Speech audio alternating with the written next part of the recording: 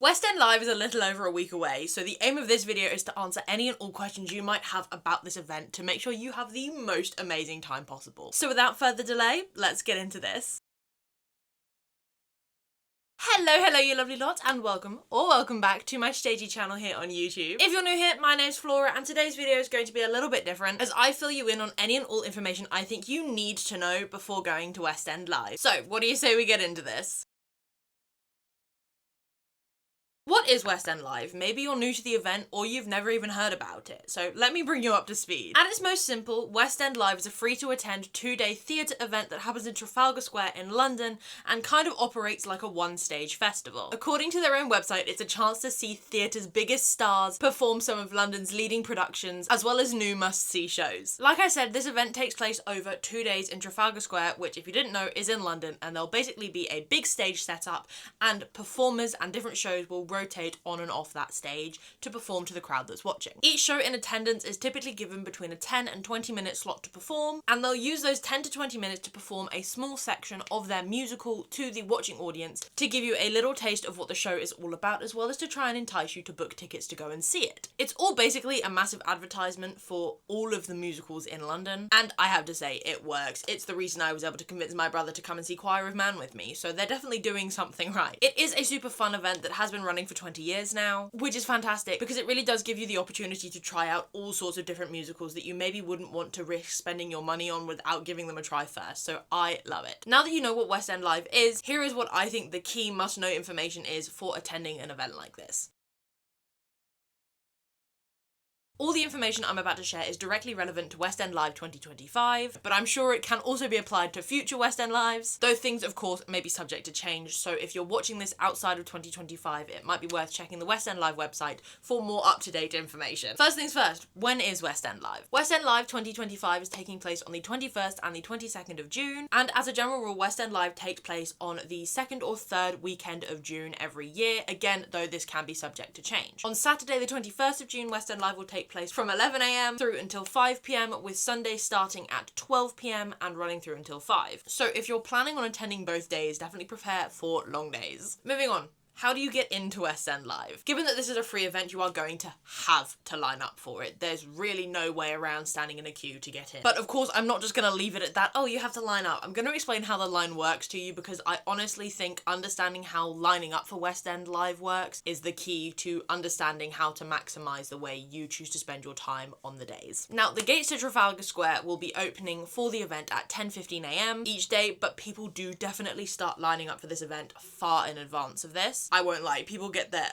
early, and I mean early to queue up. The earliest I've ever personally started lining up for West End Live is about 6 AM, I think, and that usually gets me a spot in line just around the Theatre Royal Haymarket, though I have heard stories of people getting there even earlier and even camping out overnight to secure a good spot in this line. Of course, this seems excessive, but it does happen, so I wanted to give you a heads up. Now, the main entrance into West End Live, entrance A, is located in the northwest corner of Trafalgar Square, close to the National Gallery, I believe. This is where people will start lining up from. There is also a second entrance, entry B, which is for accessibility purposes, which I will touch on later, but for now we're going to focus on just the main queue. There will be stewards there to direct the queue at times. They aren't going to be there from 4 AM in the morning. Realistically, they are going to get there at a set time. So the queue is usually self-managed up until that point. So do bear this in mind if you are planning on getting there super early. Be polite, be respectful for those around you. Don't try and cut in or barge your way into the line. Just be polite, and if someone tells you, hey, this isn't the end of the end of the line is back here, just do your best to listen to. So all of that being said, what time do I think you should be lining up? I'm often asked whether I think people need to arrive at 6 AM or earlier to secure a good spot in the line, and I suppose the answer isn't a hard and fast yes or no. If you do want to guarantee yourself entry into the event, then yes, getting there early is a prerequisite of that. Arriving at 10:15 when the doors open is not going to guarantee you a spot inside Trafalgar Square. Similarly, if you want to be right up close to the stage, nice and close into all of the action, then again, you are going to have to get there early. The earlier you get there, the further forward in the line you will be, and therefore, theoretically, the further forward in the crowd within Trafalgar Square you'll be once the event opens and gets running. Do I think you need to be prepared to camp out overnight? Absolutely not. In fact, I do not encourage this. I think camping out overnight for anything is ridiculous. So please, please, please leave your tents at home, okay? Prepare to get there early on the day of. Of course, I've kind of hinted at it, but it is worth noting that the line for West End Live year on year gets ridiculously long, and it seems to get longer and longer and longer the longer the event runs on for. In 2023, it stretched back over a mile to Holborn Station, and bear in mind, I think the distance between the start of the line and Holborn Station is like an as the crow flies measurement, so that didn't take into account the fact that it wound in and out all of these little side streets, so in reality it was actually a lot longer. And given the length of the queue and the number of people in the queue, given that the Trafalgar Square venue does have a capacity limit, it is also worth bearing in mind that there are times where the West End Live team will go, hey, sorry, we're cutting the line off here because people joining the queue now are realistically not going to get into the venue. In 2023, I believe it was around 12 that they decided to make this call. So only an hour after the event had started, they decided to say, hey, we're at capacity, no one else is getting in. In 2024, so last year, they decided to put a cap on when the line finished. They capped it at Leicester Square, and the line itself had reached its capacity by 11, so right on when the event was supposed to start. So it does seem as though Trafalgar Square is filling up faster and faster every year, and the line is getting longer and longer, and therefore people feel the pressure to line up earlier and earlier. Typically, all of what I have just said as well tends to apply to the Saturday over the Sunday, but depending on the lineup that West End Live announces with regards to what shows are performing on what days, both days are likely to be busy. So I think when it comes to me advising you as to what time I think you should be lining up, I do very much think you need to take into account what kind of person you are. If you're really risk averse and don't want to run the risk of not getting into the venue, then yes, you need to be there early. If you're not going to have fun unless you're right up close to the stage, then again, yes, you do need to think about getting there early. I think the sad reality is now that unless you are lined up before doors open at 10:15, you are not going to get in.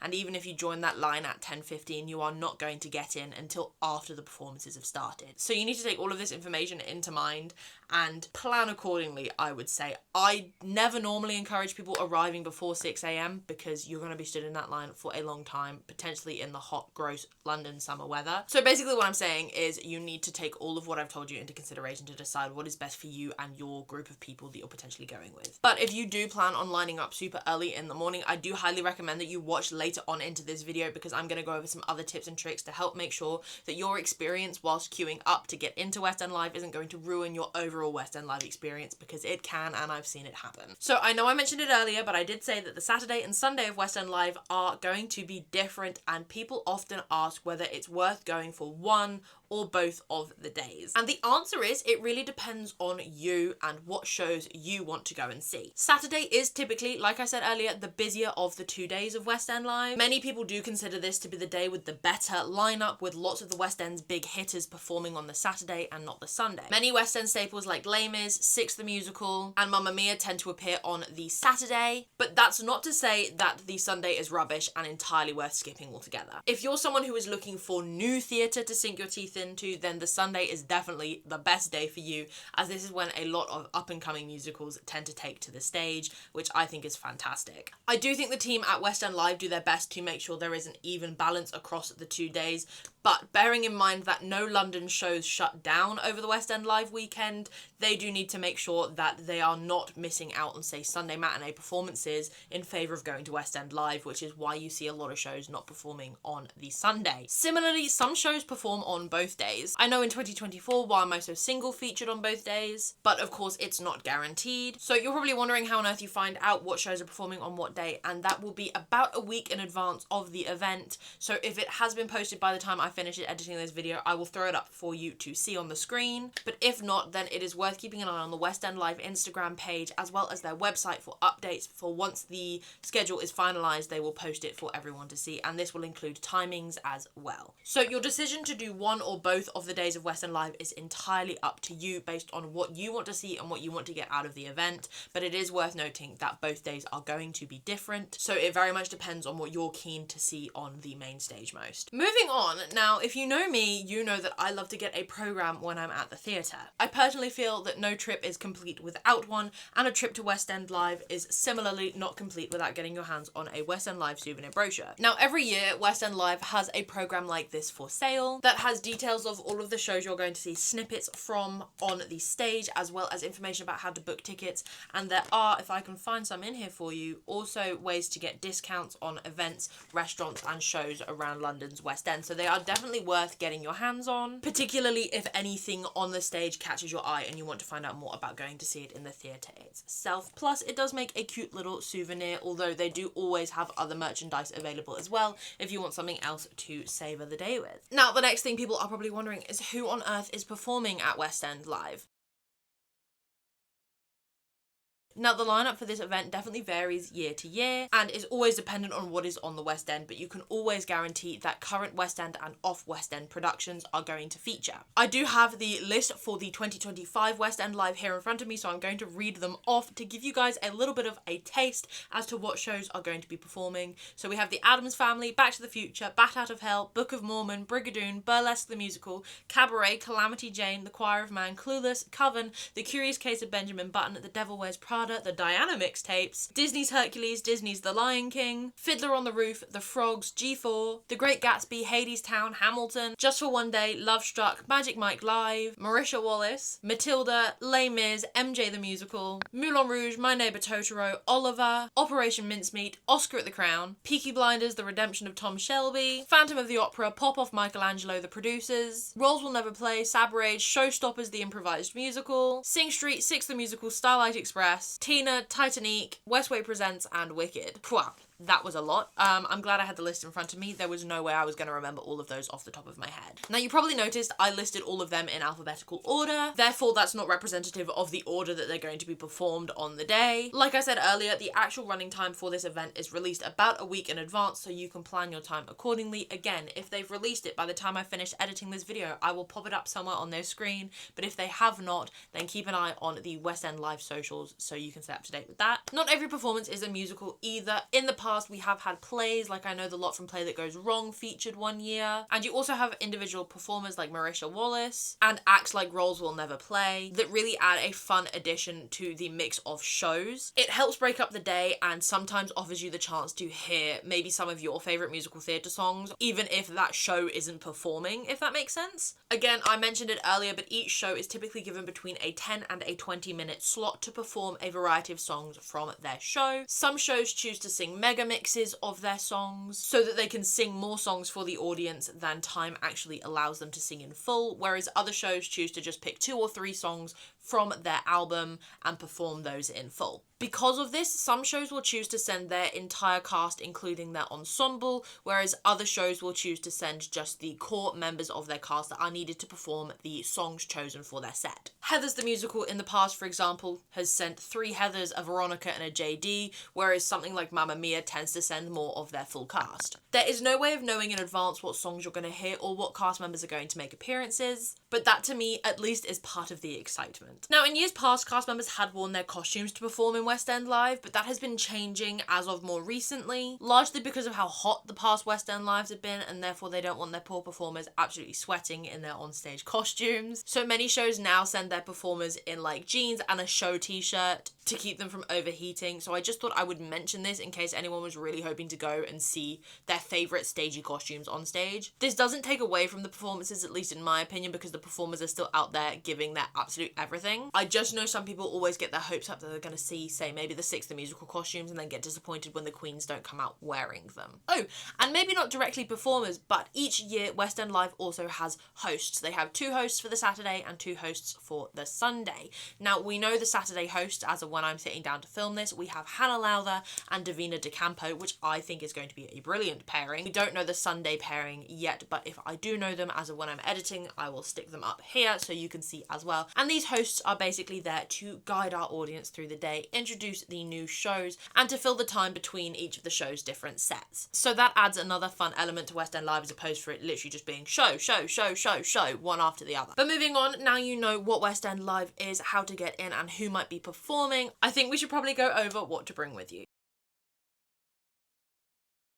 Knowing what to take with you to an event like West End Live can always be difficult because it's not very obvious. So let me take you guys through what I think you should bring, or what I would always make sure I have on me when I go. Before you start packing, of course, you're going to want to check the weather forecast. But given that the last 3 years at West End Live have been ridiculously hot and sunny, that is what I'm going to assume this year is going to be like. I'm going to manifest good weather for everybody, and therefore we are going to pack our bag accordingly. First things first, shocker, if you're packing a bag to West End Live, you're going to want to pack a bag. I like a Loungefly, something small, something not too big, but something big enough to hold everything else that I'm about to list on this list. I always recommend a backpack personally because I like the fact it's hands-free, but if you're more of a tote bag girly, then totally pack a tote bag. And the first thing on my list, and what I think is most important, is definitely going to be a water bottle. I like a nice big hydro flask or something like that is going to keep your ice nice and cold, so that when you are boiling hot in Trafalgar Square, you have something nice and cold and refreshing to keep you cool. It will be a long hot day if the weather is nice and sunny, and it is going to be an even longer, hotter day if you are stood in that queue from early doors in the morning. So I want you to make sure you stay hydrated. Now, Trafalgar Square will have toilets for you to use when you get into the venue, so I don't want you worrying about needing to pee and therefore limiting your liquid intake, because genuinely the last thing you want is to have waited in that line all morning to get into the venue and then to pass out because of how dehydrated you are. So make sure you are staying hydrated. Trafalgar Square does also have a water fountain that you should be able to get to if you've drunk all of your water and need topping up. The next thing I'm going to recommend you bring with you is definitely going to be snacks, making sure you stay fueled and keep your blood sugar up if you are standing in that line and in that heat for a long time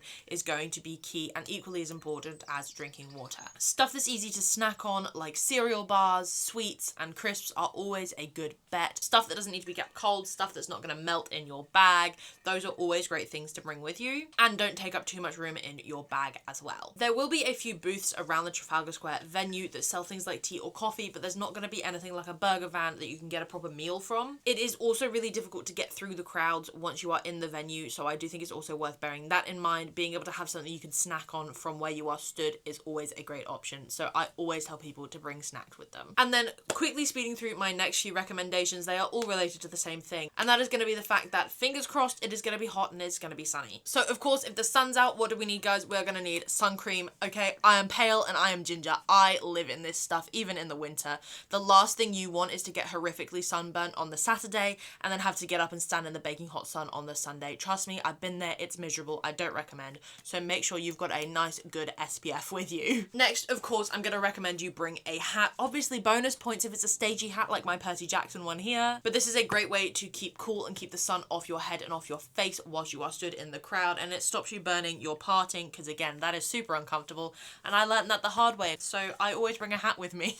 Ever since then. And then thirdly on this list, under the sort of protection from the sun / keeping cool category, you might want to consider bringing a fan with you, either one of those big hand fans or like a little electric one, just to keep a little breeze blowing across you whilst you're stood in the crowd, particularly if there is no breeze blowing when you are outside. It is going to get hot. I know I keep saying it. It will be hot, it'll be sweaty, and anything to help yourself stay cool is always going to be a bonus, so you're going to want to pack that as well. And then finally, and perhaps most importantly, you're going to want to pack a portable charger. If you're getting in line early and using your phone to stay entertained, it's gonna drain the battery. If you're gonna be filming all of your favorite songs and moments from your favorite shows, then that's gonna drain your battery as well. So making sure you have a portable charger that can keep your phone juiced up for the whole day is going to be key. I like a big fat chunky one. Are they a little heavy to carry around? Yes, but I can charge my phone like 8 times on this, so I can film as much as I want. I can get there super early and play on my phone from 5 AM if I need to, and I don't have to worry about being stuck in London with no phone. But those are the top items that I would really recommend packing with you if you are going to attend West End Live. I think they are all going to make your day much more pleasant, easier, and less stressful if you have them with you. But if you have any top items that you think people should be packing that I've missed off my list, let me know what they are in the comments down below and share them with your fellow West End Live goers to make sure that we all have what we need for this great event. Now, it is also worth bearing in mind that the event does have security and there will be fully bag checks prior to entering the venue. This means prohibited items will be confiscated, or you might be denied your opportunity to enter into Trafalgar Square. There is also a limit on the size of bags you can bring with you. So while something like this or a backpack is going to be absolutely fine to bring with you, if you are planning on bringing something like a suitcase, please know that this won't be allowed in with you. I do know there is several places around London that will hold your luggage for the day. There is one in Charing Cross, which I think is probably the closest to Trafalgar Square. Fucking hell, that's a hard sentence. Which is probably the closest to Trafalgar Square. So you can leave your luggage there, but I don't want you waiting in line with your big suitcase just to get into the entrance for them to turn you away because you have your luggage with you. So keep that in mind, plan accordingly, and pack your bag accordingly. So when it comes to the accessibility of West End Live, I'm going to do my best to cover all of the accessibility measures they have put in place, but as someone who has never had to use these, I can't speak personally to how effective or how useful they are to anybody, but I thought I would go over them in case anyone watching this video does feel as though they may require additional accessibility access for this event. First up, I mentioned it earlier when I was talking about getting into Trafalgar Square for West End Live, but there is going to be a second entrance, an accessible entrance, and this is going to be for those who feel they cannot stand in the general admissions line. To access this accessible line, you are going to need to apply for a pass on the West End Live website, and this will create a West End Live digital access pass that you will be asked to show to gain access through this accessible entrance. It is important to note that the accessible entrance does not get you access into the accessible viewing area for this event. It simply gets you access into the main viewing area of West End Live. The accessible viewing area is also something that can be registered for online. As of me filming this, registrations for 2025 have been filled up. You can no longer apply for it. But if you're seeing this video and planning on going to a West End Live event in the future, then I do highly recommend you checking the West End Live website to see if applications for it have opened again. Other information that might be useful from an accessibility point of view is that there will be a designated quiet area within the Trafalgar Square venue. Oh, and it's worth noting that whilst there is no restrictions on using folding chairs whilst waiting in the lines, be that the general admissions line or the accessible entrance line, you cannot use your folding chair once you are in the venue itself. They will require you to keep them folded up. I think this is probably to make sure that they can allow as many people in as possible. But if you are someone who does not feel as though they can stand for the duration, I did just want to flag the fact that you will not be allowed to use folding chairs within the general admission area of West End Live. And finally, if you are someone who gets overstimulated in loud, crowded environments, then it's definitely worth considering bringing something like sound cancelling headphones or earplugs with you. I know I've found these essential for me in the past. I just put my headphones on and play my own music between sets to kind of ground myself, take myself out of the situation.